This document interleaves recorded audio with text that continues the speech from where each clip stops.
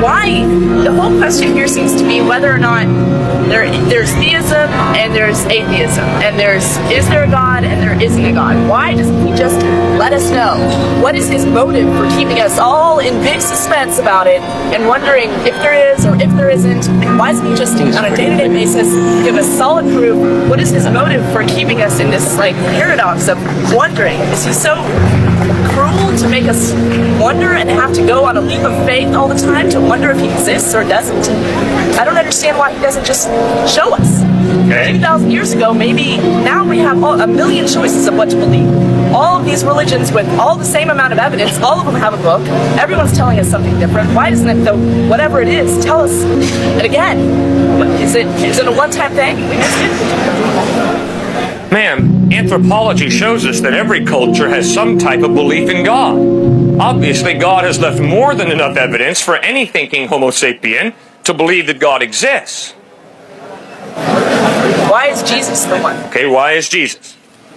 Jesus has given more than enough evidence that he's reliable.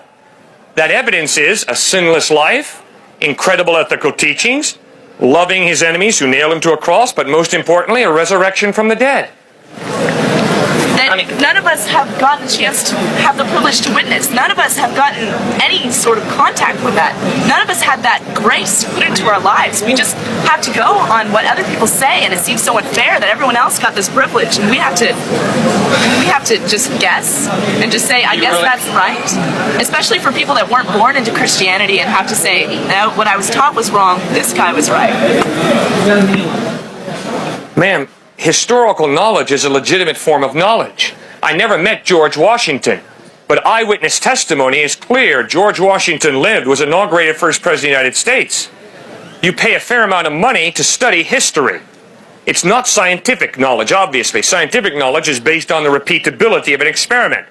But historical knowledge is a legitimate form of knowledge. It's based on the eyewitness testimony of someone who saw George Washington. Now, in the Gospels, we have 4 different accounts of people who saw Jesus. They were written decades later. No, they weren't. They were written very soon after the fact. 1 Corinthians is written in 50, 51, 52 AD. And in 1 Corinthians 15, Paul writes, what I received, I passed on to you as of first importance, that Christ died for our sins according to the Scriptures, that he was buried, that he was raised to life according to the Scriptures. Paul's writing in 50, 51, 52 AD. It's pretty close. It's 20 years from the fact. In 30 AD.